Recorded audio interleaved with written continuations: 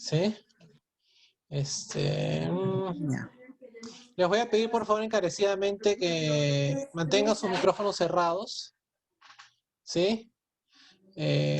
Por el momento que estamos durante la clase. Preguntas, igual con la clase con Mateo, con Jonathan, cuando quieran hacer una pregunta, prenden su micrófono, hacen la pregunta y apaguen el micrófono, ¿no? Siempre y cuando la pregunta sea acorde a lo que está en la clase. Si ustedes tienen una pregunta que no sea de la clase, cualquier otra pregunta que tengan sobre las escrituras y demás, que también vamos a aclarar, no ahora, podemos coordinar en un momento, quizás después de la clase, en otro momento. Creo que hablo por Jonathan, que estamos siempre a disposición de todos ustedes para poder resolver cualquier pregunta, ¿no? Cualquier duda o cualquier cosa, como de repente tienen ganas de conversar de la Biblia o algo, ¿no? De algo que les pasa a ustedes, ¿no? Así que siempre a la orden, ¿no? Como siempre trato de estar, ¿no? Yo por lo pronto solamente el tiempo que me dedico a mi niñito, entonces fuera de eso estoy libre, así que aprovechemos estos tiempos pandémicos para poder comunicarnos mejor de lo que podíamos hacer antes, ¿no? Cosas buenas pueden venir de las dificultades, ¿sí? Entonces para empezar la clase, voy a pedir a Jonathan que haga una oración previa y arrancamos entonces, ¿sí? Jonathan. Ya, oramos. Soberano Dios, te damos gracias por esta noche. Una vez más estamos disponibles de sentarnos, escuchar y comprender más de tu palabra. Entendiendo que en esos momentos hay muchas personas que buscan a ti, buscan de su presencia.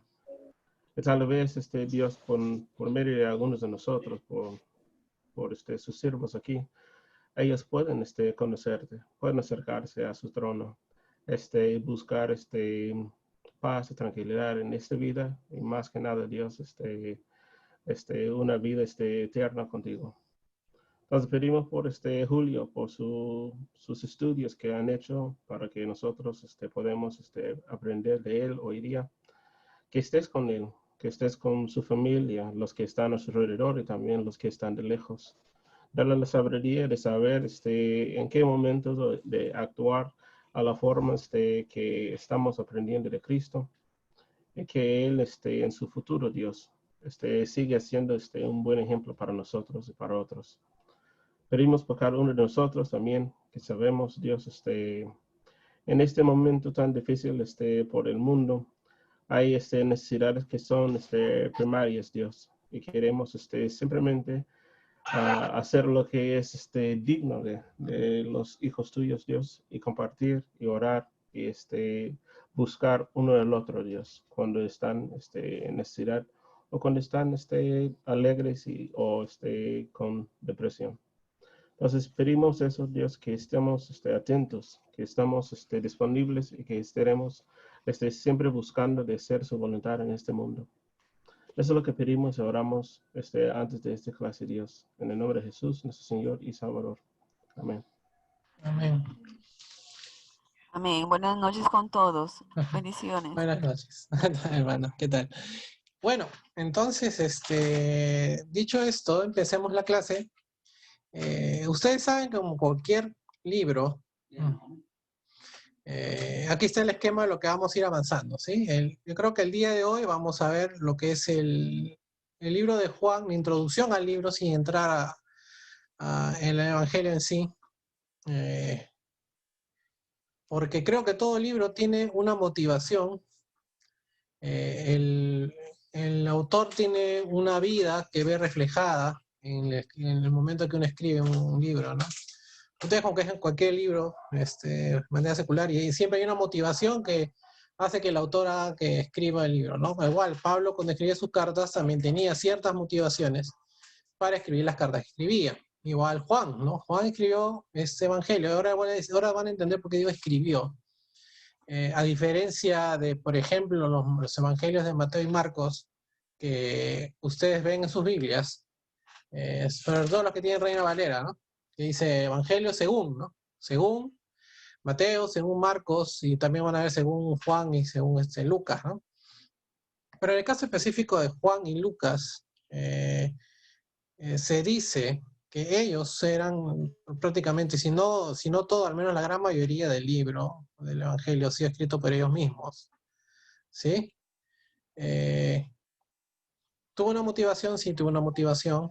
Entonces, todas esas cosas vamos a analizar el día de hoy, ¿sí? El resto de lecciones, por poner alguna división a este curso, son directamente de las escrituras del Evangelio de Juan, ¿sí? Entonces, vamos a hablar primero de Juan, el autor, ¿sí? ¿Qué se decía de Juan? ¿No? El libro de Juan dice, identifica que es el discípulo a quien amaba Jesús. ¿Y en dónde encontramos esta referencia? En Juan 21, 20, 24, ¿no? Asimismo, desde los comienzos de la iglesia primitiva, ¿no? Se le atribuye la autoría de este libro a Juan, ¿sí? A ver, vamos a... ¿Sí? Y además habían ciertos padres de la iglesia, escritores padres de la iglesia como Teófilo, Irineo, Clemente, Tertuliano, digamos, Orígenes e Hipólito, que consideran a Juan como autor directo del Evangelio que lleva su nombre, ¿sí? Ahora, Juan era un judío que tenía conocimiento de las fiestas judías. Y ojo, acuérdense bien de este dato cuando vayamos leyendo el Evangelio de Juan, ¿sí? Que conocía las fiestas judías, las costumbres judías y la relación de los judíos con los samaritanos, ¿sí? Cuando lleguemos al texto de Jesús con la samaritana, se van a acordar lo que estamos diciendo, ¿sí? Además, fue un judío palestino que tenía un profundo conocimiento de Palestina en general, ¿no? Y de Jerusalén en particular, ¿sí? Conocía las fiestas, conocía qué pasaba, cómo se movían, cómo eran los pueblos y demás, ¿no? Además, fue testigo directo de muchos de los eventos de los cuales se escriben en el libro. Ejemplo tenemos en Juan 1.14 y 21.24, ¿sí? Ojo que todos estos datos, la gran mayoría de estos datos son directamente sacados de las escrituras, ¿sí? Para que no estemos buscando más allá, ¿sí?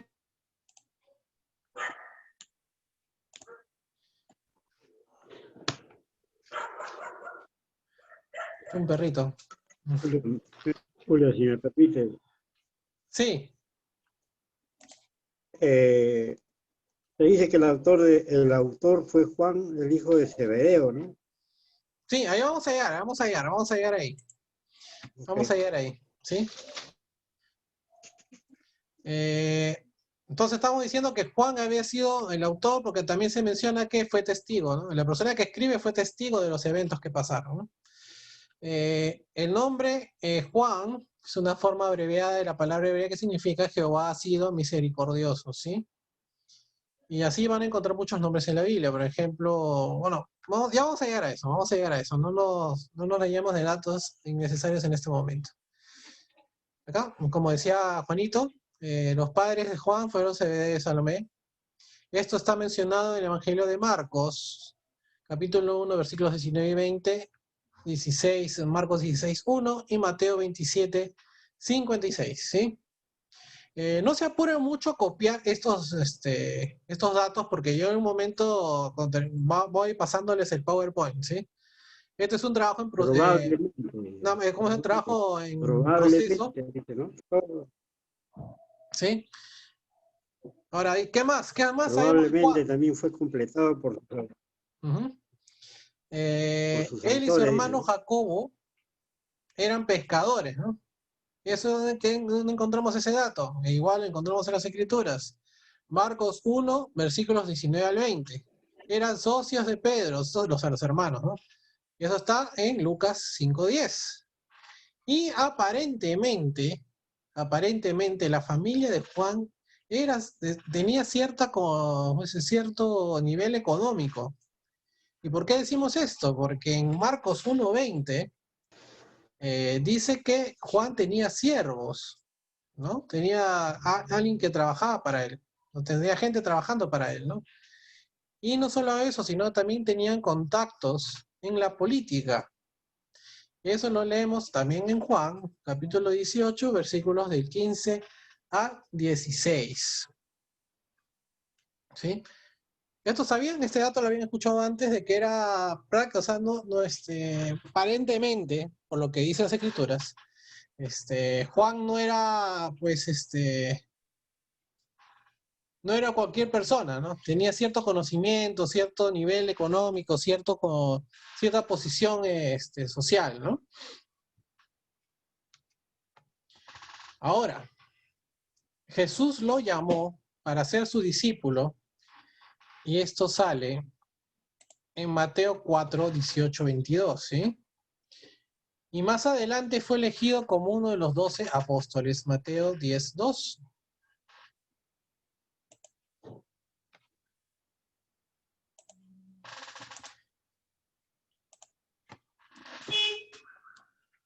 Por lo general, y esto es por el tema de tradición, se le considera que de todos los apóstoles él era el menor en edad, ¿no? El apóstol Juan tuvo una relación especial con el Señor, ¿no? Ya habíamos visto en el primer punto de la diapositiva anterior de que él era el amado, ¿no? El discípulo de quien amaba al Señor, ¿no? Fue uno de los 3 que íntimamente se relacionaba con el Señor, ¿no? Esto también, datos sacados de las Escrituras, Marcos 5, 37 al 40, Marcos 9, 2 y Marcos 14, 33. ¿Y a quién se le concedió un lugar de honor en la última cena? Juan 13, 23. Se refirió a sí mismo como el discípulo que amaba a Jesús, como ya habíamos comentado, ¿no? Y esto se repite en Juan 1, 2, 3, 4, 5 veces, ¿sí? Aparentemente, Juan tenía un carácter apasionado, ¿no? Por decirlo menos, ¿no? Porque era, según las escrituras, propenso a enojarse con facilidad, ¿no? ¿Sí? ¿Se acuerdan esto de los hijos del trueno? Ahí está Juan con su hermano, ¿no? Lucas 9, 49, 56, Marcos 3, 17. Y era tremendamente ambicioso, ¿sí? Marcos 10, 35, 37, al 37. Ahora, todas estas características de Juan, de su carácter, podrían considerarse negativas, ¿no? A veces tenemos en nuestra vida que tenemos personas que son apasionadas, ¿no? Se tienden a enojar, ¿no? O que tienen muchas ganas de alcanzar las cosas, ¿no? Por decirlo así, ambiciosos, ¿no? Pero Cristo pudo reorientar todas estas cosas, toda esta pasión en procura de mejores objetivos, ¿no? También sabemos de Juan que justo antes de la muerte de Jesús, Jesús puso a su madre bajo su cuidado, ¿no? ¿Sí? Esto lo leemos en Juan 19, 25 al 27. Después de que la iglesia fue establecida, Juan siguió ocupando una destacada posición de los apóstoles. Esto lo leemos en Hechos 3, versículo 1, en Hechos también 4, 19, en Hechos 8, 14 y en Gálatas 2, capítulo 2, versículos de 9 al 10, ¿sí? Además del Evangelio de Juan se le atribuyen las 3 cartas de Juan, ¿no? Primera, segunda y tercera de Juan, y el libro de Apocalipsis, ¿sí? Entonces tenemos que Juan escribe, o sea, en la Biblia tenemos que tiene 5 libros, ¿sí? Hasta aquí, ¿alguna pregunta sobre Juan, la persona? ¿De repente algún dato que hayan escuchado? Sí, Edmundo. Yo quisiera que me explicas la comparación con los demás evangelios, porque Mateo presenta a Cristo como el rey, Marcos muestra a Cristo como el siervo el siervo, Lucas a Cristo muestra como el Hijo del Hombre, Juan presenta a Cristo como el Hijo de Dios. por favor. Ujú. Sí, ahí voy a llegar justo, porque tengo un cuadro justamente de eso, ¿sí? Ya, entonces, vamos al libro, ¿sí? Vayamos al libro, ¿sí? Autores cristianos primitivos indicaron que el libro de Juan se escribió muchísimo después que los demás relatos evangelios, ¿sí? Irineo dijo que Juan escribió después que Marcos, Marcos y Lucas, mientras residió en Éfeso de Asia, ¿sí? ¿Por qué escribió Juan el Evangelio? O sea, es el Evangelio que nosotros conocemos, ¿sí? En ese momento en que fue escrito, circulaban ciertas ideas erróneas acerca de Jesús, ¿ya? Ojo aquí que estoy poniendo, no había comentado, de repente lo voy a aclarar más adelante. De los cuatro evangelios, se consideran sinópticos tres, ¿sí? Mateo, Marcos y Lucas. Juan no se considera sinóptico, ¿por qué? ¿Qué quiere decir sinóptico? Que están en paralelo contando una historia, por decir así, de una manera ordenada cronológicamente, ¿sí? Juan no le importa mucho ser ordenado cronológicamente porque él más que le importen las fechas, le importan los hechos, ¿sí? Que sustenten lo que él quiere decir.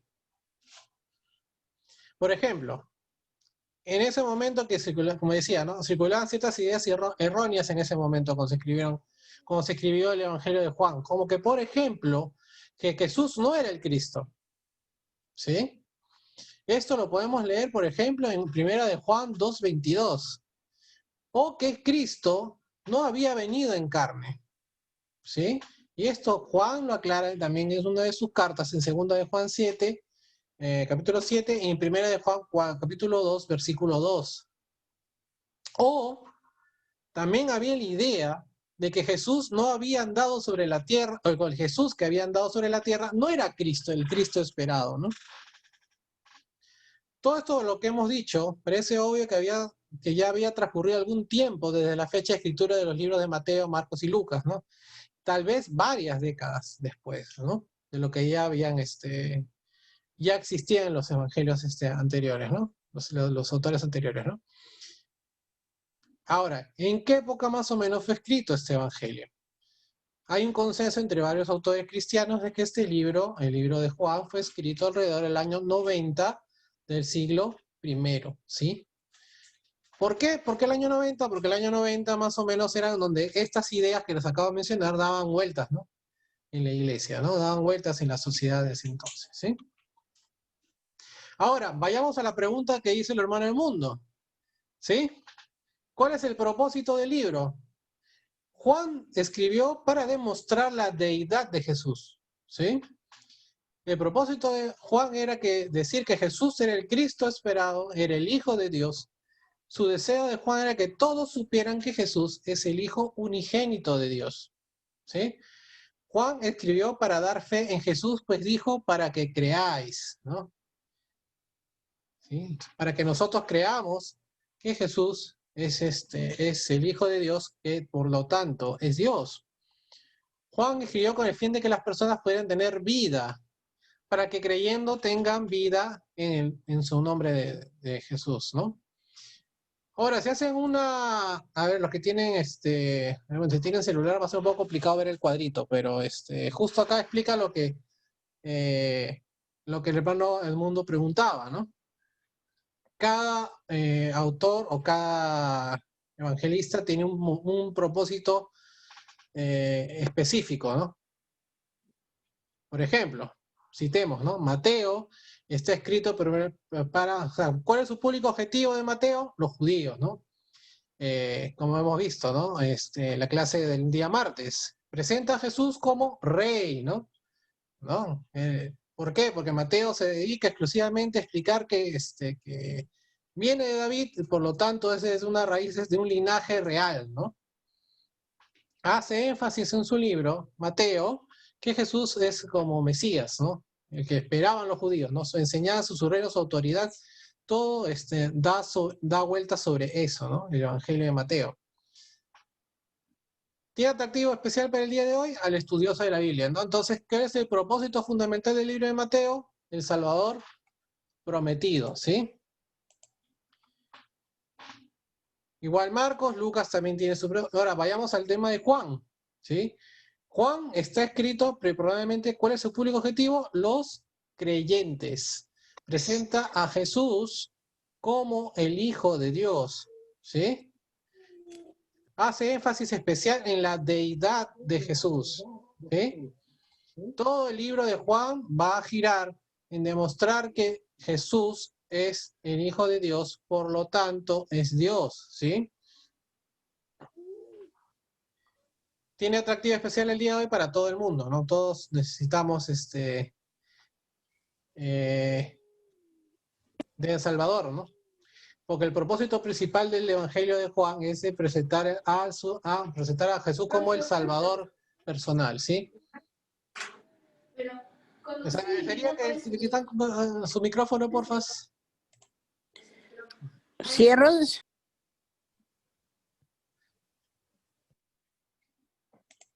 Ya está. ¿Sí? ¿Qué más podemos decir del libro? Hay ciertas características Julio, especiales. Sí, Edmundo. con respecto del pan, El pan. Ahí vamos a llegar. Justo, mira, justo estoy en el pan. Justo, características del libro específicas. ¿Sí? Hemos mencionado que el libro de Juan tiene como propósito demostrar la deidad de Jesús, ¿sí? Además, el libro tiene ciertas características especiales, ¿no? Tiene 7 señales o milagros, ¿sí? De los cuales, de esos 7 señales o milagros, 5 son mencionados únicamente en el libro de Juan, ¿sí? Y tiene 7 afirmaciones de Jesús como yo soy, ¿sí? Que son 7 aseveraciones sobre su deidad. Ahora, con respecto a los milagros, ustedes si han leído el libro de Juan, de repente estarán pensando, pero son 8 y no 7 milagros, ¿sí? Porque aquí no estoy contando la pesca milagrosa que sucede después de la crucifixión de Jesús, cuando Jesús se le presenta a sus discípulos, ¿no? A los apóstoles, mejor dicho, después de que resucita, ¿no?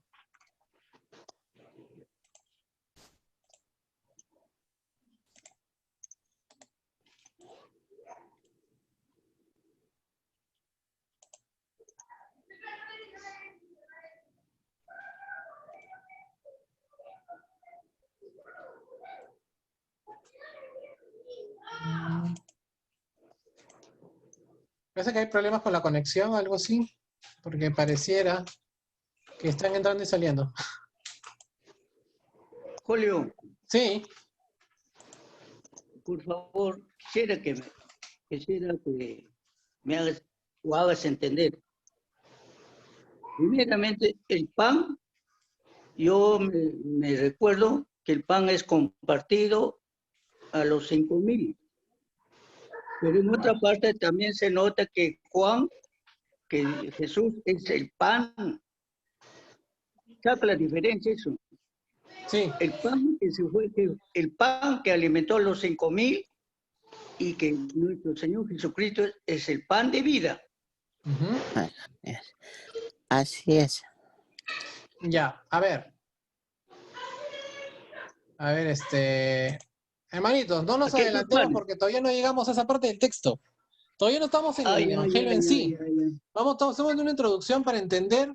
Quiero que estos datos que les estoy dando, los tengan en cuenta cuando vayamos directamente al texto, ¿sí?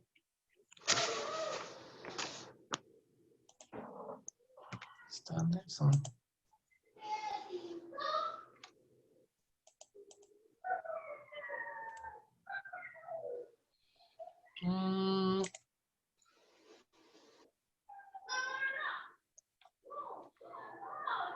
No sé quién tiene su micrófono prendido, que no lo veo. Es Nelson. No lo veo en la conexión. Ah, ya lo vi. Listo. Listo. Entonces, tenemos 7 señales o Julio, milagros. estoy presente, ¿ah? Ah, sí, Estoy sí. presente, Julio. Dime. Sino que soy tímido, no me gusta estar muy expuesto. Fernando, dime. ¿Tienes alguna duda de repente? No, me estuviste llamando, no lo veo a Fernando, dijiste, no. No lo veo. No, acá está. Sí, me estás toqueando desde la vez pasada, pero acá me tienes, a la orden. Gracias, Fernando. Gracias por estar aquí Sí, escuchándome. a sumar, estoy con ustedes. Listo, gracias. Muy bien. Bueno, seguimos entonces. Entonces, hemos quedado que son Seguimos. 8 señales, pero para efectos didácticos se consideran 7 porque son 7 que suceden durante el ministerio de Jesús, ¿sí? El octavo milagro sucede después del ministerio de Jesús, ¿no? Después de su pasión, de su muerte, ¿no? ¿Sí? Y los 7 yo soy que ya analizaremos en su momento cuando estemos ya directamente en las escrituras, ¿sí? Ahora, queremos que le presten cierta Julio. atención. Sí, aló. Julio, no te olvides también que enfatiza siete nombres de Cristo, ¿no? Como el yo soy el pan de vida, yo soy la luz del mundo, etcétera, etcétera. Ahora, el yo soy tiene bastante relevancia porque el yo soy es el nombre de Dios, ¿sí? ¿Se acuerdan de Éxodo? Yo soy el que soy, ¿no? Es el nombre de Dios. En de insistencia Moisés, prodinos quién eres, ¿no? Yo soy el que soy, ¿no? Entonces, cuando uno escucha yo soy, entonces Jesús está dando, no una señal, está diciendo, él está reconociendo que él es Dios, ¿no? Pero se van a dar cuenta en el texto de que a pesar de que Jesús dice en ciertas formas claras de su divinidad, de su misión, para la que viene, los judíos no lo entienden, ¿no? ¿Sí? Ya vamos a llegar ahí, no nos adelantemos, ¿sí? Ahora, presten cierta atención a este calendario hebreo, ¿sí? Como les mencionaba anteriormente, Juan no es un evangelio sinóptico, ¿no? ¿Sí? No es muy ordenado, no es van a encontrar que hay muchos saltos en el tiempo, ¿sí? Inclusive, al parecer, hay saltos hasta de un año, ¿no? Entonces no sabemos en un año qué pasó con Jesús, ¿no? ¿Sí? ¿Y cómo nos damos cuenta de ello? Porque Juan toma especial énfasis en las fiestas, ¿no? En las fiestas que suceden, ¿no? Siempre van a encontrar, excepto en un pasaje, que vamos a ver, que siempre Juan menciona el evento y la fiesta judía que sucede en ese momento, ¿sí? A excepción de un pasaje que cuando lleguemos ahí le voy a decir, este pasaje no dice qué cosa es, ¿no? Es la única excepción a la regla, ¿no? Pero por lo general, todo lo demás van a encontrar Juan diciendo en qué fiesta, en qué momento, en qué tradición judía se encuentra el evento que está sucediendo en ese momento, ¿sí? Así que este calendario lo vamos a ver a lo largo de la lectura del Evangelio de Juan, ¿sí? Aquí hemos hecho, esta división es de un autor que me pareció bastante adecuada al menos para poder estudiar el libro de manera ordenada, ¿sí? Nosotros tenemos el libro de Juan, el capítulo 1, versículos 1 al 18, tenemos un prólogo, ¿no? El que presenta el tema, o sea, de quién estamos hablando, ¿no? Estamos hablando de Jesús, ¿no? ¿Quién era Jesús, no?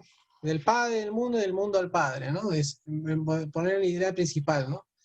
Tenemos otra parte del libro que se le denomina, o este autor denomina, el libro de los signos. ¿Qué signos son? O sea, los signos de los milagros que hemos comentado hace un ratito, ¿no? Los 7 milagros, ¿no?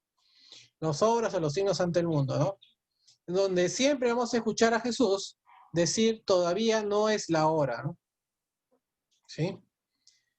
De ahí hay una transición de capítulo 11:55 al 12:50, que es la transición entre los signos y la glorificación, ¿no? Que Jesús va a decir, está llegando la hora, ¿sí? Y tenemos una siguiente edición, que es el libro de la glorificación, en el que Él se revela a la comunidad, en el que Él mismo va a decir, ya llegó la hora, ¿no? Entonces Él, como Él ya reconoce que ya llegó la hora de su sacrificio, se despide de los suyos, hace la obra como una forma de testamento y consuma su obra, ¿no?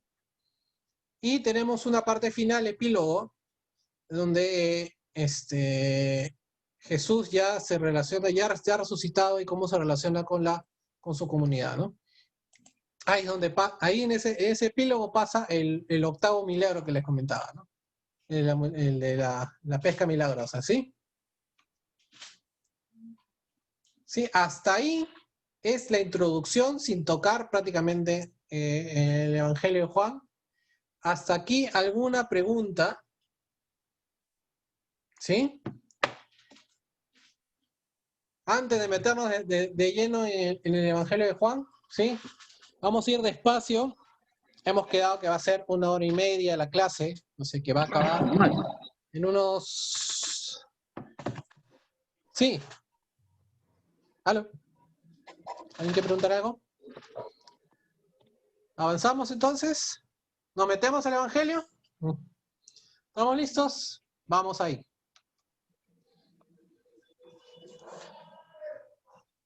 Primeros 5 versículos del Evangelio de Juan y los leemos. Yo tengo Reina Valera del 60, creo que es la que muchos nosotros manejamos, ¿sí?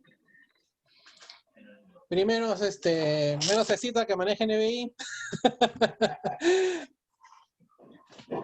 ¿Sí? Entonces, leemos primero y después analizamos, ¿sí? En el principio era el Verbo, y el Verbo era con Dios, y el Verbo era Dios. Este era en el principio con Dios. Todas las cosas por Él fueron hechas, y sin Él nada de lo que ha sido hecho fue hecho. Ese estaba la vida, y la vida era la luz de los hombres.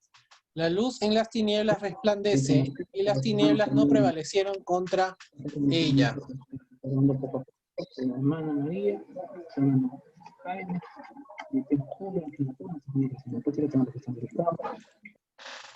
Listo. Los que van entrando, bienvenidos sean, pero apaguen su micrófono, por favor. Sí. Entonces, a ver, ¿en cuántos de ustedes el versículo 1 les parece verbo y a otras Biblias que les parece palabra? ¿Sí? ¿Les ha pasado eso? En la Reina Valera de 60 dice verbo, en la Reina Valera contemporánea, si mal no recuerdo, dice palabra. NBI no sé qué cosa dice en realidad. No, verbo también. Verbo. Sí, entonces, para efectos, la palabra griega en sí es logos, ¿sí? Que tiene ambas acepciones, se puede usar como palabra y verbo, ¿no? La palabra griega lo permite. Ahora, para entenderlo mejor, tenemos que analizar qué lenguajes, eso justo se me estaba pasando por alto. En el tiempo de Jesús, habían 4 idiomas, ¿sí? 4 formas o sea, 4 idiomas a mencionar. 4 idiomas se hablaban. O mejor dicho, existían. Ahora vamos a explicar, no vamos a decir si hablaban en sí, ¿sí? Existía el hebreo, pero el hebreo no se hablaba. El hebreo era como el lenguaje en el que estaba escrito las escrituras, ¿sí? Entonces, ¿qué hablaba la gente si no era hebreo? La gente hablaba, los judíos hablaban arameo, ¿sí? ¿Sí? ¿Ustedes vieron la Pasión de Cristo? Los que vieron la Pasión de Cristo saben que lo que está hablando ahí la gente es arameo, no es hebreo, ¿sí? Entonces tenemos que los judíos leían en hebreo, porque en ese idioma estaba escrito, estaban hechas escrituras, y hablaban arameo, ¿sí? Que era la lengua local, ¿no? Palestina, ¿sí? Había otro idioma que era el de los gentiles, que era el griego, ¿sí? El Nuevo Testamento está escrito originalmente en griego, ¿sí? Por eso que ustedes encontramos la palabra logos, ¿sí? Y había un cuarto idioma que era del pueblo que era el que gobernaba, el que había conquistado Judea, que era el latín, ¿sí? El idioma de los romanos. Entonces tenemos esos 4 idiomas. El hebreo, que era el lenguaje religioso, por decirlo así. El arameo, que era el lenguaje del pueblo. El griego, que era el lenguaje también del pueblo, y también que era identificado con los gentiles. Era como decir el día de hoy hablar inglés, ¿no? Si tú querías hablar con alguien de cualquier parte de ese mundo conocido, por decirlo así, de esa zona, tendrías que haber hablado griego koine, ¿sí? O sea, el griego común, ¿no? Para poder comunicarte, ¿no? Y tenías el lenguaje, el idioma legal, por decirlo así, que era el latín, ¿no? Que eran los que hablaban los romanos, ¿sí? Dicho esto, entonces podemos entender que hay 2 formas de entender la palabra logos, ¿sí? Para los judíos, la palabra logos se podría interpretar como palabra, ¿sí? Se entendía como el poder activo de Dios, el cual creó el mundo y lo sustenta. Ejemplo, tenemos Génesis 1.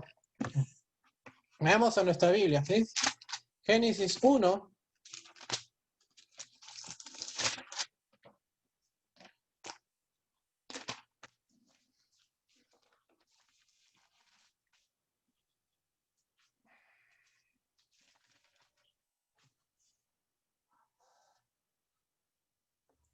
Versículo 3, ¿sí? Y dijo Dios, sea la luz, y fue la luz. Versículo 6. Luego dijo Dios, hay expansión de medio de las aguas y separe las aguas de las aguas. E hizo Dios la expansión y separó las aguas de esta debajo de la expansión, etcétera, ¿no? ¿Qué quiere decir esto? Dios dice y se hace, ¿sí? La única palabra con poder es la palabra de Dios, no la nuestra. Y con esto a veces toco puntos sensibles porque hay ciertas doctrinas dando por ahí vueltas de que la palabra tiene poder. No, la palabra de Dios tiene poder. Dios lo que dice se hace, ¿no? Podemos leer también en muchos profetas que dicen, ¿no? Cuando dicen, ¿no? ¿no? Dan el decreto que Dios le da, dicen palabra de Dios, ¿no? Esto es palabra de Dios, y por lo tanto, al decir el profeta que esto es palabra de Dios, esto quiere decir esto ya, no es que se va a cumplir, ya entendamos que esto ya debemos darlo por hecho descontado, ¿no? Y se cumple, ¿no? Así funciona ¿cómo se dice? Cuando le dices a un judío la palabra, ¿no? O sea, de Dios viene la palabra, entonces, por lo tanto, es la acción, ¿no? Eso va a pasar. Ahora, para alguien que no es judío, para los griegos y gentiles, ¿no? Se podría interpretar como un verbo, ¿sí? Ahí sí, como nosotros tenemos en ciertas Biblias, ¿no? Verbo. Consideraron que era una fuerza que daba orden, una fuerza de persona que da orden y propósito al universo, ¿no? Como que no sabemos cómo pasa, pero el universo, el planeta da vueltas alrededor del Sol, ¿no? ¿Sí? Todo tiene un orden, todo funciona, ¿sí? Difícil de explicarlo, pero ellos tenían como decir, eso que hace funcionar al mundo, eso es el verbo, ¿no? Entonces, Sabiendo esto, entendemos a qué se refería Juan al decir que Jesús era el Logos, ¿no? Jesús era Dios, creador, ¿no? Que Jesús está sostenido todo el orden del universo, todas las cosas, todo lo que nosotros vemos, sentimos, apreciamos, está sostenido y es para Jesús. ¿Sí? Ahí viene la profundidad de decir que Jesús es el Logos. Es más allá de lo que nosotros quizás como seres humanos podamos comprender, ¿no? Porque a veces podríamos decir que implica hasta el funcionamiento de nuestras células, todo, o sea, todo, las fuerzas, las cosas que mantienen toda la vida misma, están, eso es Jesús, ¿no? Eso es Jesús. Y dice Juan, además, que este verbo, este logos, estaba con Dios, ¿no? Y que este logos, este verbo, esta palabra, era Dios. Y por fueron las cosas hechas, ¿sí? De nuevo regresemos al capítulo 1 de Génesis, ¿sí? De nuevo regresemos. Julio. Sí. Sí, Nathan. Había también un argumento en esta parte donde dice el verbo era Dios. Mi experiencia es que hay diversas iglesias que cambian solamente una palabra. En vez de aceptar era Dios, dice que era como Dios. Entonces, en eso se quita la divinidad de Cristo. Y entonces, es un punto que solo quiso aumentar ahí, pero ya, seguimos. Uh-huh. Sí, justamente, ¿no?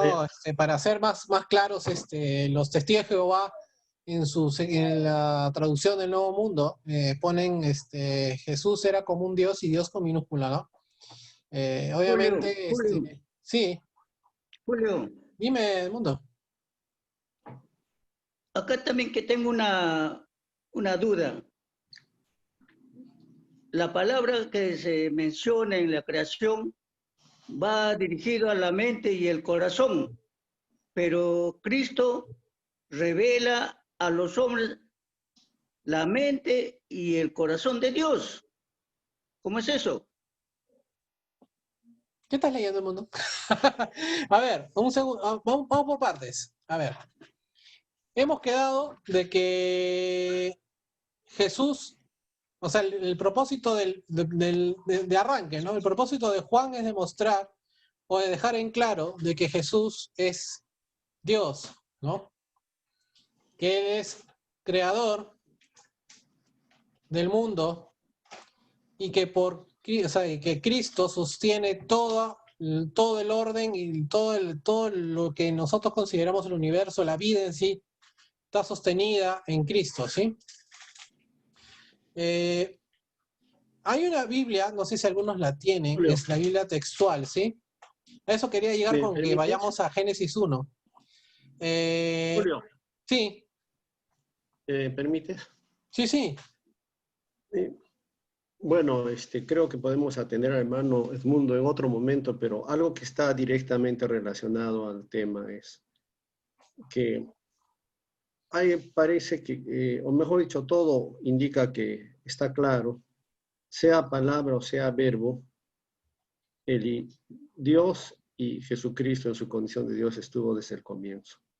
No es muy sustancial la diferencia entre verbo y palabra. Hablando, digamos, lingüísticamente. Uh-huh.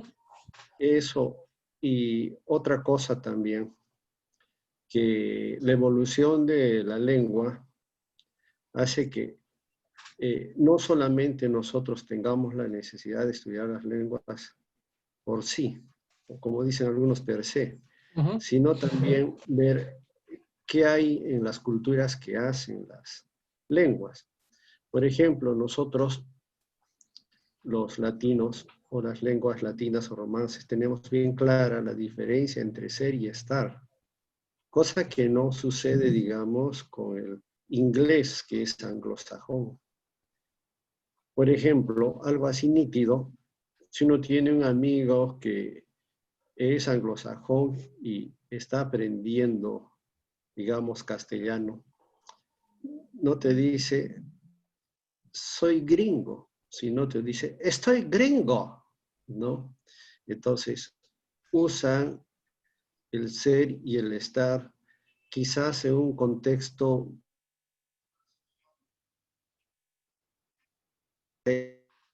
¿no? Lo importante es que en un inicio, Dios estuvo como palabra o como verbo. Ujú. Eso es lo que pienso. Ujú. Claro, igual, ¿no? Así como mencionaba, ¿no? Hay un tema ahí, como tú mencionas, Fernando, también hay un tema cultural, ¿no? ¿Sí? Cómo entendemos el mundo y lo que nos rodea, ¿no? Y cómo hablamos, Claro, ¿no? Por ejemplo, el tema, por ejemplo, que hace unos días vi en internet, ¿no? Eh, en quechua no hay tantas vocales como hay en castellano, ¿no? Por eso que a veces escuchamos el pipo, o sea, que terminan en i cuando terminan en otra vocal, ¿no? Eh, así es. es un tema cultural, es un tema de cómo era el idioma en ese momento de ¿Cómo esa se persona, ¿no? formó? ¿No? No, Ujú. no, Julio, Sí, mi pregunta es, cuando se revela la palabra, ¿es para la mente y corazón solamente? Y cuando llega Cristo a la tierra, revela a los hombres, a la mente y al corazón de Dios. O en el verbo de frente se va al corazón, a la mente. a ver, acá lo que dice Juan, que no dice, por ejemplo, los otros evangelios, es que Jesús existe desde siempre, ¿sí? Ya, Eso está claro, ¿no? sí, Ahora, vayamos, por ejemplo, déjame leer Juan, por ejemplo, Génesis 1:26, cuando se crea al hombre, ¿sí? Entonces dijo Dios, hagamos al hombre a nuestra imagen, conforme a nuestra semejanza y señoree en los peces en el mar, las aves en el cielo, las bestias y toda la tierra, ¿correcto? Eh, acá, excepto que tengamos un Dios esquizofrénico que tenga varias personalidades, aquí hay un diálogo entre varias personas, ¿sí? ¿Sí? Hagamos implica que hay más de una persona ahí, ¿sí? ¿Quién está ahí? Está el Padre, el Hijo y Espíritu Santo, ¿sí? Es más, la palabra que se usa en Génesis 1 para Dios es Elohim, ¿sí? La misma palabra Elohim implica que hay más de uno siendo una misma persona, ¿sí? Nosotros lo entendemos, pero es difícil de explicar, ¿cierto? Nosotros entendemos que solo hay un Dios, pero que es un Dios que está en tres personas, ¿sí? Que está revelado desde siempre. Si uno lee el Antiguo Testamento, siempre estuvo la imagen de Cristo en una forma u otra. Ahora, Jesús, en su forma humana, por decirlo así, una cosa que tampoco debemos perder de vista es que Jesús es 100% Dios y 100% humano, ¿sí? De eso vamos a hablar más adelante, ¿sí?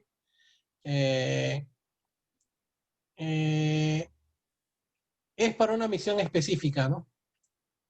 Y la misión específica que está desde el origen del mundo, del comienzo del mundo, desde antes de la creación del mundo, es para la salvación del ser humano, ¿no? ¿Sí? La salvación para los pecados del ser humano, ¿sí?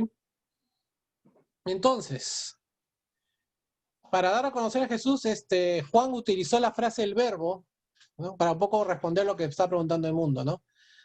Para dar a conocer a Jesús, ¿no? Jesús es la expresión de la voluntad de Dios, es decir, Con Jesús conocemos a Dios, ¿no? Jesús es el poder creador que dio origen al universo. La energía de la cual subsiste la vida. Eso también lo podemos encontrar en Colosenses 1, 15 y 17. Muchas veces vamos a encontrar a Jesús diciendo esto. Si ustedes quieren conocer a Dios, ¿no? O sea, ¿ustedes quieren ver a Dios? Acá estoy, pues, ¿no? ¿Quieren conocer a Dios? Acá me tienen a mí para conocer a Dios, ¿no? Porque yo, o sea, lo que hace el Padre lo hago yo. O sea, yo soy igual a Él, ¿no? En otras palabras, ¿no? Entonces, en un pueblo necesitado de conocer, de saber qué es Dios, y vamos a encontrar muchos ejemplos de en qué condición espiritual, moral se encontraba el pueblo judío en ese momento, ¿no? Y vamos a entender por qué Jesús escogió, o mejor dicho, Dios escogió en el tiempo preciso, ¿no? Para venir, ¿no? Para darse a conocer, ¿no? Para revelarlo, para hacer su obra redentora, ¿no?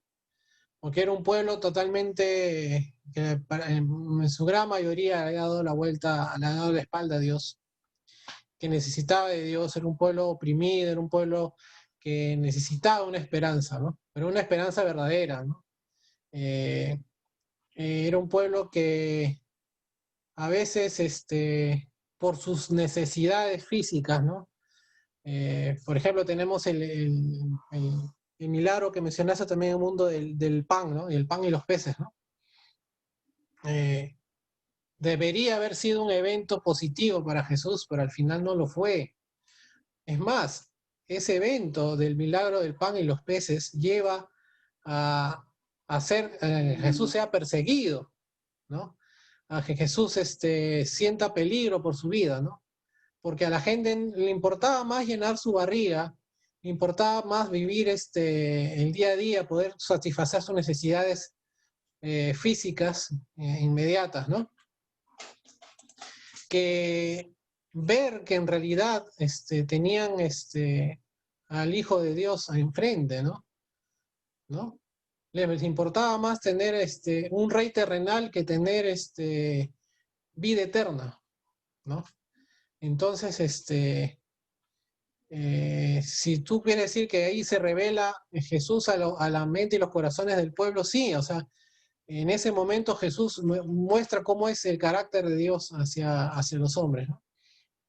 Y por eso es que se habla mucho del amor de Dios en el Evangelio de Juan, ¿no? ¿Sí? Todo esto Juan lo dijo, para dejar en claro, siempre dejar en claro que Jesús era divino y que Él poseía en toda su forma la naturaleza de Dios, ¿no? Él era Dios, ¿no? Si nosotros queremos llegar a Dios, es a través de Jesús. Si queremos conocer a Dios, cómo es Dios, cómo es el pensamiento, el razonamiento de Dios, es a través de Jesús, ¿no? Aunque obviamente entender a Dios en toda su magnitud sería un poco complicado, por no decir imposible, ¿no? Nosotros somos humanos y no podemos estar en la cabeza de Dios, ¿no? Pero digamos que es Dios, Dios con nosotros, ¿no? Por eso que es en Mateo dice, ¿no? En Manuel es Dios con nosotros, ¿no? Hasta aquí, los primeros 5 versículos. ¿Tenemos alguna pregunta? ¿Sí? ¿Seguimos entonces?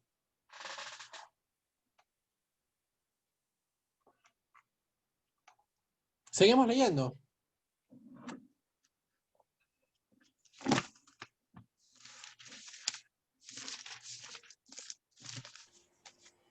Yo creo que sí, Julio, seguimos leyendo, ¿ah? ¿Sí?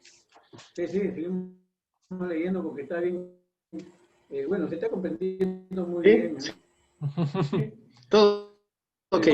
Todo ok, perfecto. Vamos a dar un saltito hasta el versículo 9. Ahora vamos a ver por qué.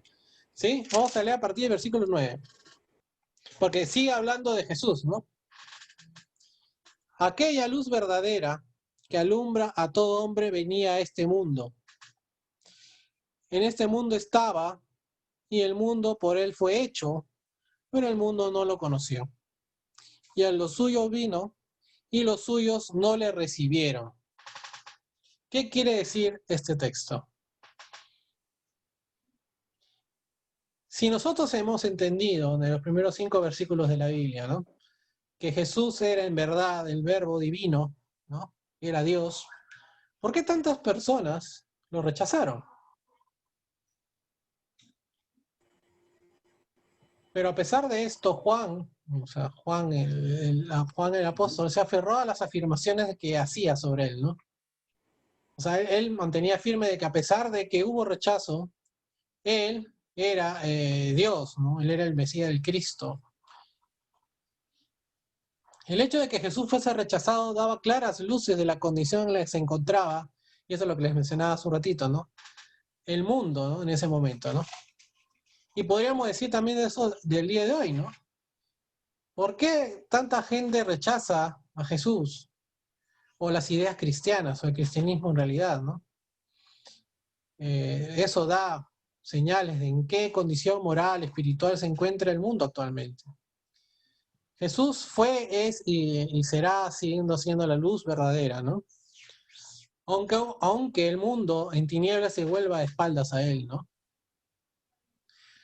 Seguramente pensaremos que es inconcebible para nosotros que la cabeza que todo esto que haya sido Jesús ignorado y rechazado por parte de aquellos que él ama y sostiene, ¿no?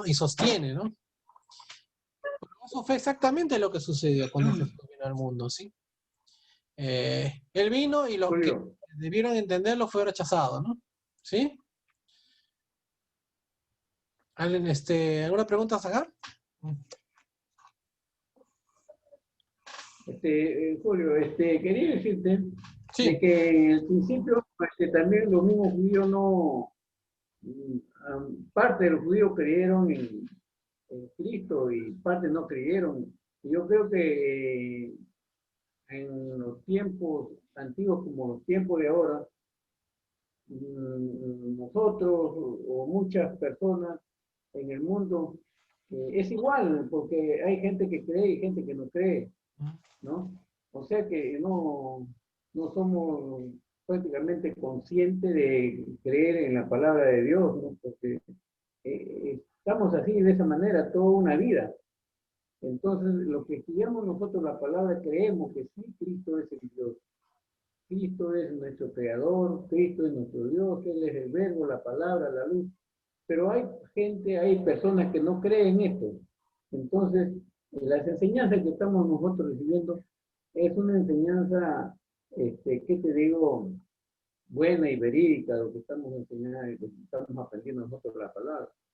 Pero hay personas de que no, pues, y la vida va a ser así toda una vida, ¿no? O de repente hasta cuando nuestro Señor venga, va a haber personas que también recién de repente crean o no crean en Él también, ¿no? Porque Él vino como dice, vino como una persona desconocida al mundo. Pero los que tenían fe en Él, sí creyeron en Él. Pero había grandes sabios que tampoco no creían en Él en estos tiempos, ¿no? Yo creo que ahora estamos en los mismos tiempos. No cambian. Seguimos con esa misma, ¿qué te puedo decir? Esa misma forma de nuestra vida que tenemos, ¿no? Sí. Eso es, yo creo, Julio, de que lo que nosotros estamos aprendiendo es porque nosotros tenemos fe en Él, creemos en Él. Y eso es lo que nosotros estamos estudiando para verdaderamente tener esos conocimientos, ¿no? Eso es así, Julio. Ahora, hemos leído la parte negativa del asunto, pero ahora leemos versículos 12 y 13, donde las escrituras se vuelven un poco más esperanzadoras, ¿no? Y justo lo que mencionaba este hermano Emmanuel. Dice, mas a todos los que le recibieron, a los que creen en su nombre, le dio potestad de ser hechos hijos de Dios, los cuales no son engendrados de sangre, ni de voluntad de carne, ni de voluntad de varón, sino de Dios. ¿Sí? ¿No? Todos hemos leído de que efectivamente, ¿no? tanto en esos tiempos como al día de hoy hay muchísima gente le da la espalda a Dios, ¿no? Y nosotros que creemos, que tenemos fe, no podemos concebir la idea, ¿no? De que siendo alguien que dio un sacrificio siendo inocente por todos nosotros,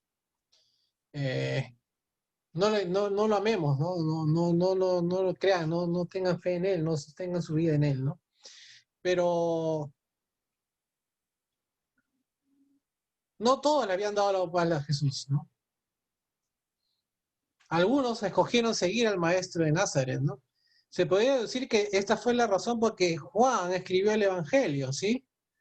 Ya que habría en ese momento, en el futuro, nosotros que estamos en el siglo XXI, en el año 2020, que llegáramos a leer esto y llegáramos a creer, ¿sí? Y creyendo, las personas reciban vida eterna en el nombre de Jesús, ¿sí? Este es el verdadero, o sea, este es como dice, la motivación de Juan, ¿no? Yo escribo esto porque si hay gente que rechaza a Cristo, que rechazó a Cristo, y va a haber gente que rechaza a Cristo hasta el día de hoy, va a haber gente que tenga fe al leer esto, ¿no? ¿Sí? Y al tener fe y creer, recibirán vida eterna, ¿no? ¿Sí? Entonces, no, nosotros somos, como se dice, testigos de que Juan tenía razón, ¿no? Juan tenía razón en escribir su evangelio, ¿no? Porque a nosotros al leer tenemos fe, ¿no? Y nos mantenemos firmes, o al menos debemos mantenernos firmes, ¿no? ¿Sí? Seguimos leyendo. Tenemos un poquito más de tiempo, quizás, ¿sí? Seguimos. Sí, ¿Seguimos? podemos seguir. ¿Sí? Sí. Esta parte es así, vamos a entrar a una parte así más, más sustanciosa, por decirlo así, ¿eh? Versículo 14.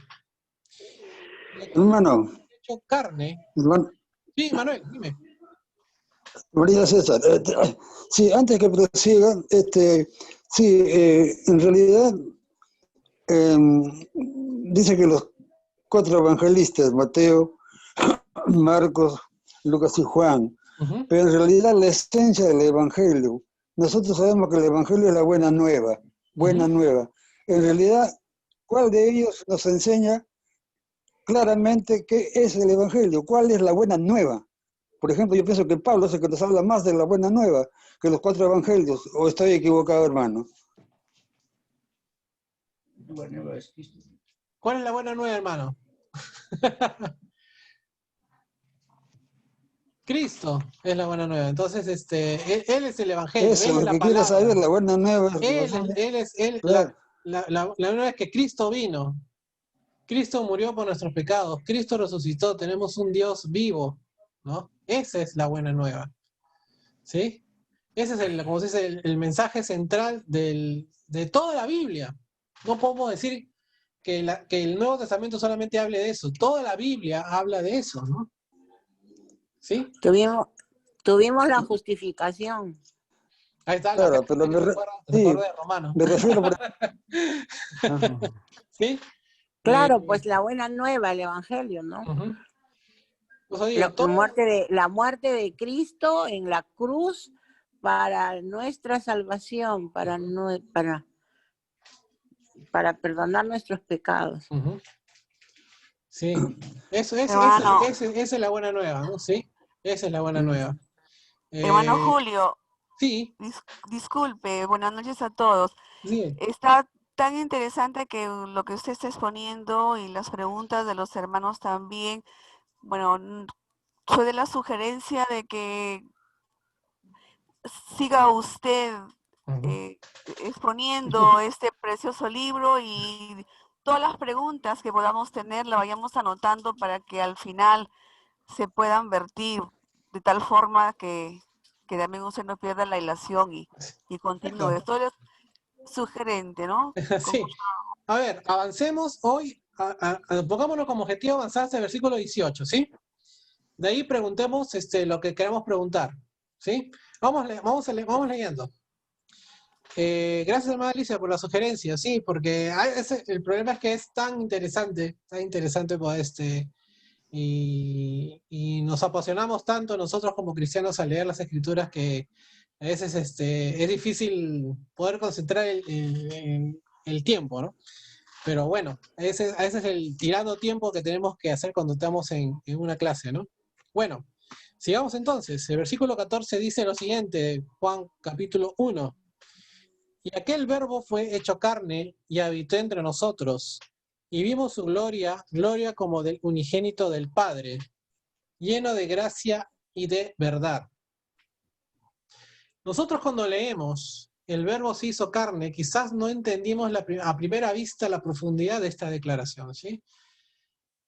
Esta es la forma en la que Juan Evangelista nos da a entender que Jesús llegó a ser completamente humano, ¿no? No 50%, no 45% humano, ni mitad divino, ¿no? O sea, no fue mitad, ¿no? Jesús es 100% humano y 100% divino, ¿sí?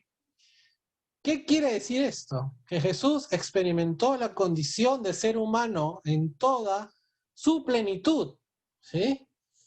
Jesús nació de una mujer, fue un bebé, creció convertirse en hombre, y por ser humano, en su condición humana, conoció el hambre, la sed, el dolor, el deseo sexual, y ojo con lo que estoy diciendo, el enojo, la tristeza y demás, ¿sí? ¿Ustedes creen que Jesús no se enfermó alguna vez? ¿No le dio una gripe? ¿No le dolió el estómago? O sea, si entendemos de que Jesús fue 100% humano, obviamente todas estas cosas, como humanos, experimentó Jesús en su momento, ¿sí? Obviamente que todo esto lo experimentó sin cometer algún pecado, ¿sí? Ahora, dicho esto, en su naturaleza humana, ¿creen que Jesús fue verdaderamente tentado? ¿Creen que Jesús en algún momento tuvo deseos de hacer algo incorrecto? ¿Sí? Quiero que analicen, si cuando tengan tiempito. Yo creo que no. Claro, pero a No, ver. el diablo lo tentó, pero él no llegó a pecar. Ahí está, pero háganse puesto, mira. A ver, vamos a leer Hebreos 4:15. Yo le he puesto acá la diapositiva, pero lo vamos a leer, ¿sí? Hebreos 4:15 dice lo siguiente. Porque no tenemos un sumo sacerdote que no pueda compadecerse de nuestras debilidades, sino uno que fue tentado en todo, según nuestra semejanza, pero sin pecado. ¿Sí? Otro versículo que también debemos analizar para entender esto es cuando Jesús se encuentra en el huerto de Getsemaní. ¿Sí? Lucas 22:42, Jesús está orando y le pide al Padre que le quite, ¿no? Aparta de mí este cáliz de dolor, ¿no? ¿Por qué? Porque Jesús sabía perfectamente lo que iba a sufrir. Ustedes creen, imagínense en ese momento, ustedes poniéndose en el lugar de Jesús, que les van a azotar, que les van a pegar, que los van a crucificar, ¿no? Todo el dolor físico imaginable en ese momento, y ustedes saben que va a suceder, obviamente sienten miedo, ¿no? No sienten ganas de no estar ahí. Y Jesús en su naturaleza humana, ora, ¿no? Padre, pero siempre que sea tu voluntad, ¿no? Él se somete a la voluntad del Padre, ¿no? Porque en cumplimiento de su misión, ¿no?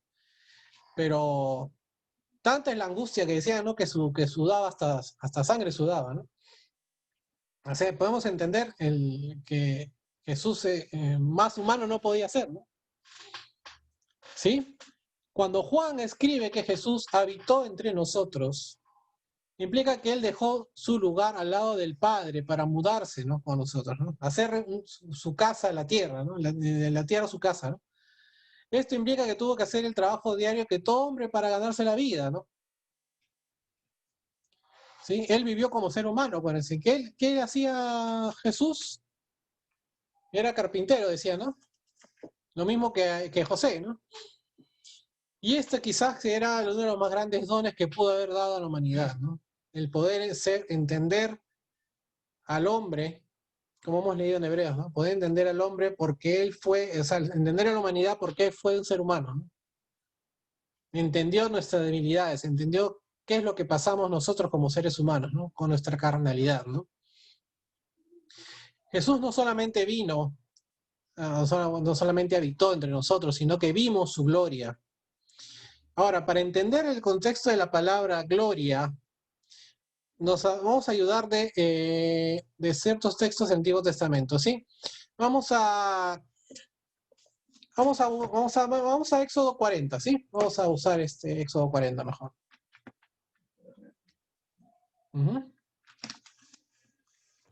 Para entendamos qué cosa quiere decir la gloria.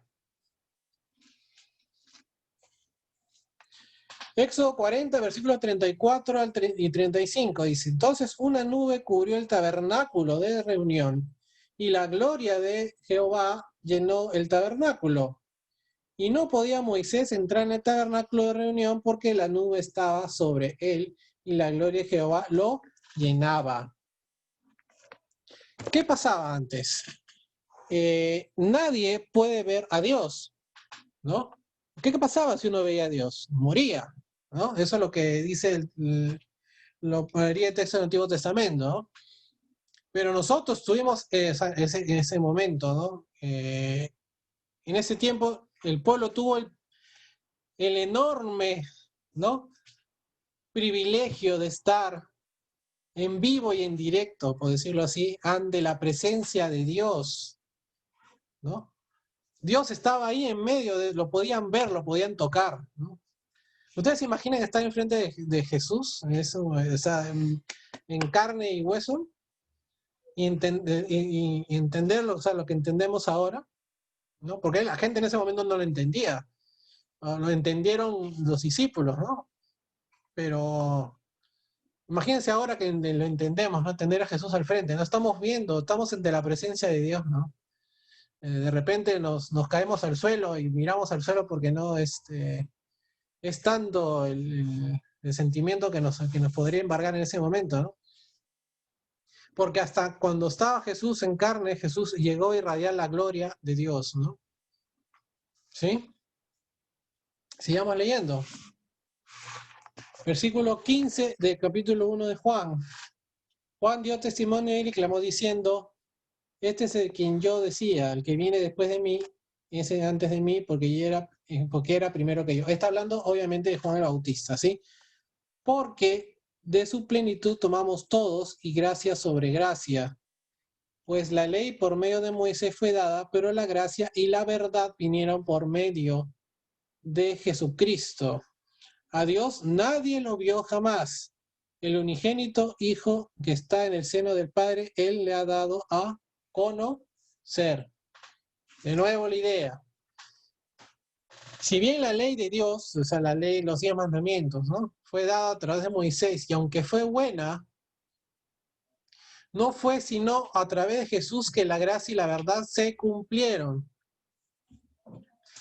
Según la ley, ¿cuál era la paga del pecado? La muerte, ¿no? Entonces Jesús vino a dar cumplimiento a la ley de Dios. Entonces podemos decir que la ley tuvo su final cumplimiento con la llegada de Jesús. Si queremos hacer una comparativa de cómo fue la ley y cómo es la llegada de Jesús, es como si comparáramos la ley con un dibujito, un bosquejo hecho en lápiz, ¿no? Cualquiera, y Jesús fuese el video en alta definición en 3D, ¿no? Una cosa así. Ese es por ponerlo de una forma práctica, ¿sí? Entonces solamente era un reflejo, ¿no? La ley solamente era, no era nada en comparación a lo que es en realidad lo que era el plan de Dios, ¿no? ¿Sí? Juan concluye este pasaje, ¿no?, lo que hemos leído, diciendo que nadie ha visto, y lo he mencionado, nadie ha visto a Dios, ¿no? Si recuerda usted los relatos del Antiguo Testamento, hay mucho temor de estar en la presencia de Dios, ya que si lo veían a Dios morían. Juan señala que aunque estas personas habían visto mensajeros o ángeles de Dios, ellos en realidad no habían visto a Dios por todo lo antes dicho. Es más increíble descubrir que aquel que era en el principio, que Él es Dios, vino a darnos a conocer a Dios a través de la vida de Jesús, ¿no? ¿Les parece si dejamos aquí la clase? Algunas preguntas que tengan. Micrófonos abiertos, pueden sacar su micrófono y pueden preguntar, no hay problema. La siguiente clase vamos a hacer los versículos que los hemos salteado, ¿sí? ¿Se dan cuenta que nos hemos salteado unos versículos? Porque hablan directamente de Juan el Bautista. Entonces tenemos, no sé, ¿Sí? a ver, Julio. Sí.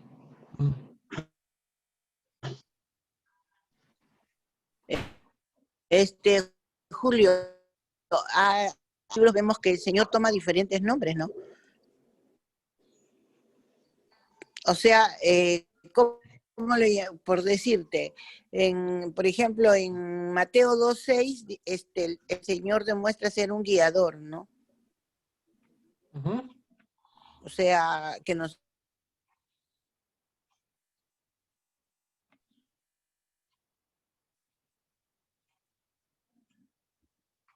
¿No te escucho, Sonia? No me entiendo. Ay, no me escucha. Ahora sí te escucho, ¿Puedes ahora sí te escucho, repetirme? ahora sí te escucho. El Señor es Rey, el Señor es servidor, el Señor era, el otro era, el Señor es era humano,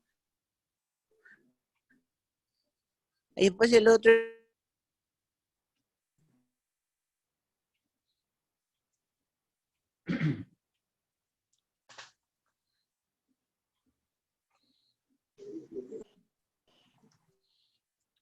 No me escucha, Julio. Sí, te escucho entrecortado, parece que está un poco, la señal de internet está un poco lenta.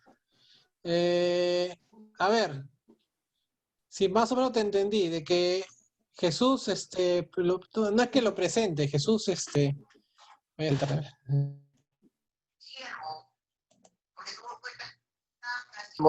Entonces, luego él se hace hombre precisamente porque él viene como hijo, se hace precisamente conocer y para darnos, porque somos naturaleza, siempre caemos en el pecado, entonces yo pienso que ese hombre precisamente para él conoce todas nuestras bien y ¿no? Él estuvo en la evangelio, o sea, muerto en la cruz para perdón de nuestros pecados, para salvarnos, o sea, es el nuevo cordero en sacrificio, pero él es Dios, dueño de todo, de arriba y de abajo y todo lo demás. Pero yo lo que decía es que él, a medida de varios versículos, yo puedo leer de que, por ejemplo, en Corintios 1, 2, 20, o Corintios 24, él habla de sabiduría, por ejemplo. ¿No? En Isaías 9:6 se dice algo así como consejero, digamos. Eso quería yo decir, no, o sea, sí. No sé, un aclare en esos puntos, no sé. Sí, se lo comento a Julito, pero creo que estás hablando del plan perfecto de Dios, que lo puedes ver en Juan 17, versículos 4 y 5, más o menos. Esos dos más o menos. Juan, ¿qué me dices? A ver, para Juan, apuntarlo, para leerlo 17, bien. Versículo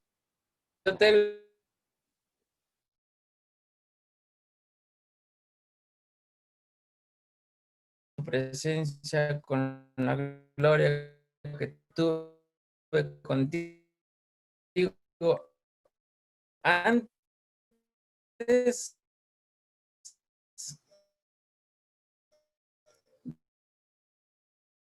de que el mundo... Claro. Claro. O sea, él es Dios, ¿no? Y siervo, porque él es siervo, pero como no, también se comportó como humano con todo, como dijo Julio, con todas nuestras debilidades. Que, por ejemplo, vamos a pensar, Jesús tuvo ira. Por ejemplo, cuando votó a los mercaderes que estaban vendiendo en el templo, porque él tuvo indignación, tuvo ira de eso. Entonces, como humano, ¿ves? Una reacción, una emoción que tuvo como humano. Sí, y se Pero, habrá enfermado y habrá tenido otras reacciones como humano. Fue 100% sí, humano sin dejar de ser ajá. Dios, obviamente, ¿no? Sí. Tú le Es dices eso, interesante ya, Julio. reflexionar acerca de eso, de verdad. Sí, porque verdaderamente, ¿no? Él también lloró, él también se tuvo compasión, o sea, tuvo amor por los ciegos, los enfermos. Entonces, vemos que a lo largo de toda la Biblia, él va tomando diferentes, digamos, llamémosles nombres, pero en la realidad eso es lo que le está explicando en los evangelios, son los nombres fundamentales, digamos, ¿no? Sí, sí, Sonia. Justo Julito está ahí, creo, ya en línea. No, sí, ya respondiste ya a la pregunta de Sonia. Este plan ¿Tú crees? este plan divino está desde la... Veo una manito levantada. Veo una manito levantada. A ver, está desde la... Veo una manito levantada. Una manito levantada.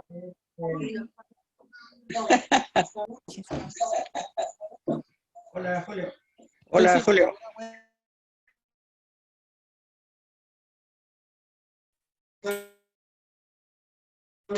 Hola, César.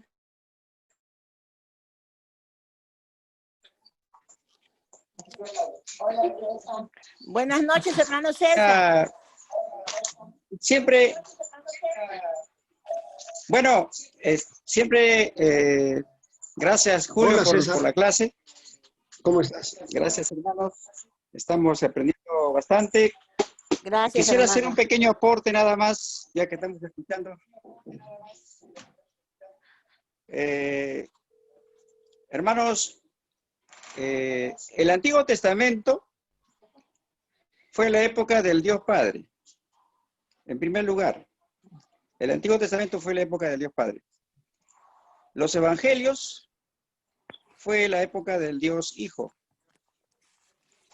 Y desde las cartas, todas las cartas de Pablo y hasta Apocalipsis, nuestra actualidad, es la época del Espíritu Santo. En primer lugar, es el margen general. Recuerden, Antiguo Testamento, la época del Dios Padre. El Nuevo Testamento, Evangelio, básicamente es la época del Hijo. Y desde Hechos hasta nuestra actualidad es la época del Espíritu Santo. ¿No? O sea, las tres personas históricamente hablando. Ahora, lo que dice Sonia está muy bien.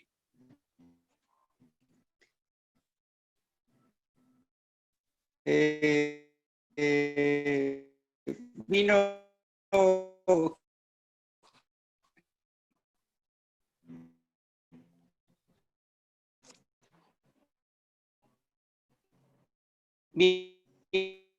el plan de Dios, el Espíritu Santo,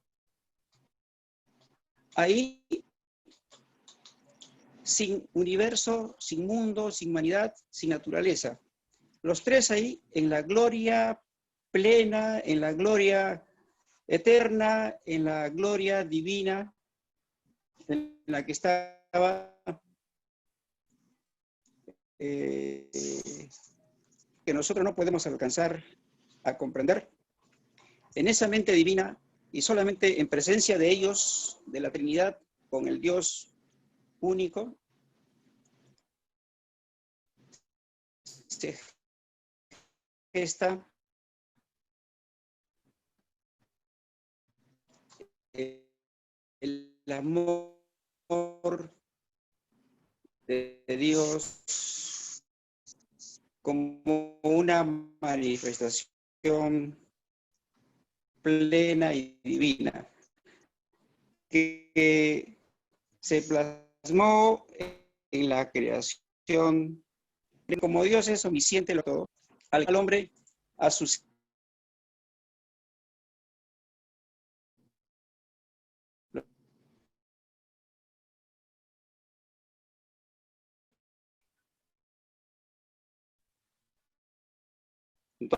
entonces, y por eso es que Juan capítulo 17, versículo 5, se dice que Jesús, estando en la gloria con Dios, baja a la tierra. Gálatas 4:4, llegado el tiempo, Dios se hace hombre. Y entonces Jesús viene, y lo que ha leído muy bien acá, Julito nos ha explicado bien, Jesús viene básicamente con una misión, que lo dicen todos los evangelistas, ¿no es cierto?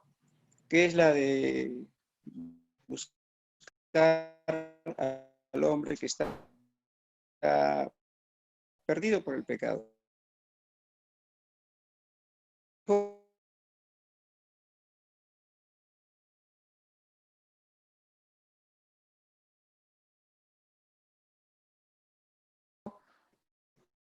Del siervo de Dios.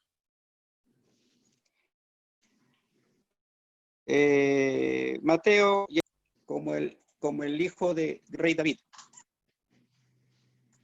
Julito enfatizaba a Jesús como el divino, como el Dios, como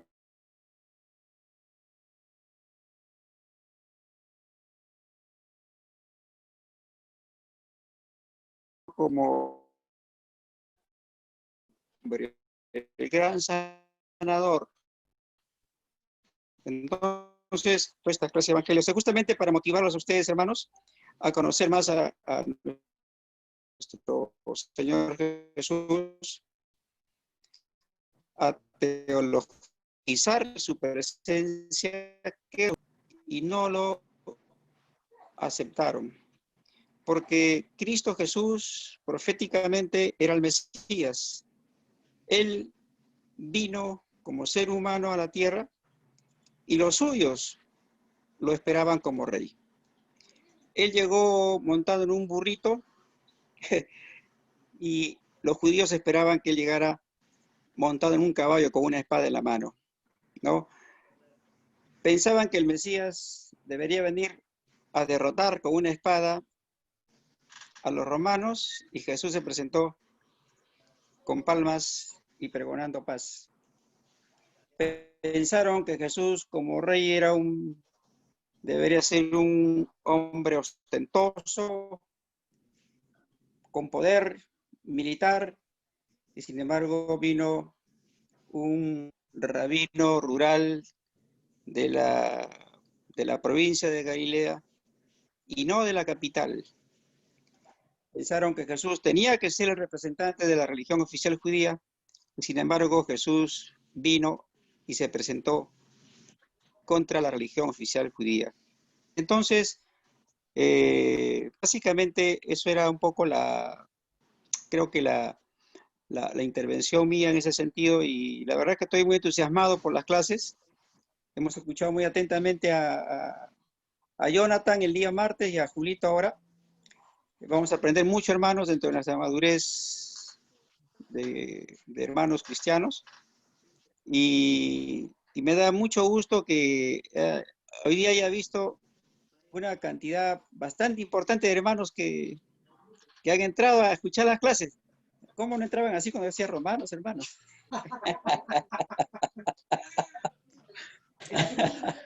Hasta mi nieto Julito escuchó la clase.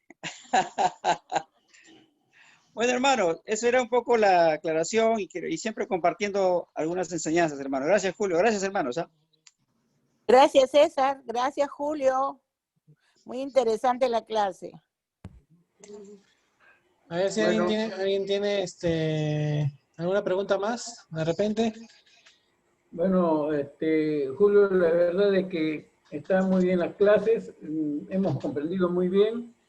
Te agradecemos infinitamente por el esfuerzo que estás haciendo. Lo mismo agradezco bastante a César, que ha dado también ese aporte muy importante. Y también a Jonathan, porque también la vez pasada hizo una buena clase para todos nosotros. Estamos, bueno, estoy muy agradecido y yo creo que los hermanos también aquí presentes están muy agradecidos por todas las enseñanzas que nos están dando. Vamos a seguir escuchando las clases, muy importantes. La verdad es que estudiar los evangelios, yo soy la primera vez de que feliz de escuchar esta.